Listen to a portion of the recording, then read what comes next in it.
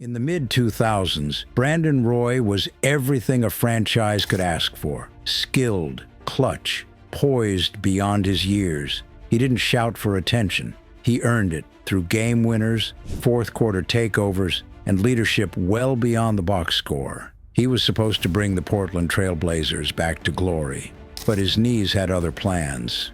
This is CourtChronicles. Brandon Roy grew up in Seattle, quiet, humble, and determined. He wasn't a child prodigy. He had to work for everything. He didn't play AAU until late. He struggled with academics and had to overcome a learning disability. Nothing about his rise was easy, but what he lacked in flash, he made up for in work ethic. He stayed local for college, playing 4 years at the University of Washington. In an era of one-and-done stars, Roy took the long road, and it paid off. By the time he was a senior, he was one of the most complete players in the country. A smooth, intelligent guard with elite footwork, decision-making, and mid-range scoring. In the 2006 NBA draft, he was selected 6th overall and traded to the Blazers. Portland had been lost in chaos, on-court losses and off-court drama. The jailed Blazers era was ending, but the wounds were still fresh. Brandon Roy was about to change that. Roy didn't just adjust to the NBA, he elevated it. He won Rookie of the Year in 2007 and quickly became the face of the Blazers. He wasn't flashy, he wasn't loud, but he was effective, averaging over 20 points per game by his second season. Clutch buckets, calm leadership. He made Portland believe again. The arena was packed, the city was alive. They paired him with LaMarcus Aldridge, then drafted a dominant big man named Greg Oden. The trio was supposed to be the future, Portland's Big Three. Championships were finally back on the table. From 2008 to 2010, Brandon Roy was elite.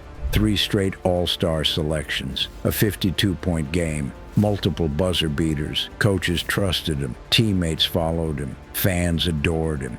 He was often compared to Kobe and D-Wade, and he held his own.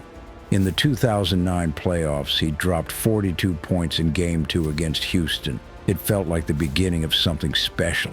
Players around the league knew if Brandon Roy had the ball in the fourth, it was over. He was surgical. He didn't rely on athleticism. He relied on poise, IQ, and mastery of the mid-range. He played with the maturity of a 10-year veteran, and he was only in his 3rd season. Roy had dealt with knee issues since college, but they worsened fast. By 2010, the cartilage in both knees was nearly gone. Bone on bone, chronic pain, no surgical solution. He played through it, draining clutch shots with tears in his eyes. He didn't tell reporters how bad it was. He didn't make excuses. He just showed up. In one legendary playoff game in 2011, he scored 18 points in the 4th quarter to lead a comeback against the Mavericks. The arena exploded. Teammates carried him off the court. It was a moment that felt like redemption, but it was also goodbye, because he knew his time was running out. At just 27 years old, Brandon Roy retired. No farewell tour, no long goodbye, just the quiet ending of a brilliant career. He attempted a comeback in 2012 with Minnesota, but his body wouldn't let him. He played just 5 games. In total, he played only 6 NBA seasons, less than 350 games. But his impact? Far greater than the numbers suggest. He helped change the culture in Portland. He showed a generation of fans what unselfish, intelligent basketball looked like. And in a league that often rewards volume over value, Roy proved that substance still matters. Brandon Roy never made a finals, never got a ring, but ask any player who faced him, he was that guy. Smooth, unselfish, ruthless in the clutch. To Portland fans, he was more than a player. He was a symbol of hope, of rebirth, of class. Injury robbed him of his prime, but it didn't erase what he was. Brandon Roy is a reminder that greatness isn't always about longevity. Sometimes it's about impact. And for a moment, he was one of the best in the world. Brandon Roy's story isn't just about what was lost. It's about how much he gave in so little time. This is CourtChronicles. Subscribe for more untold NBA stories.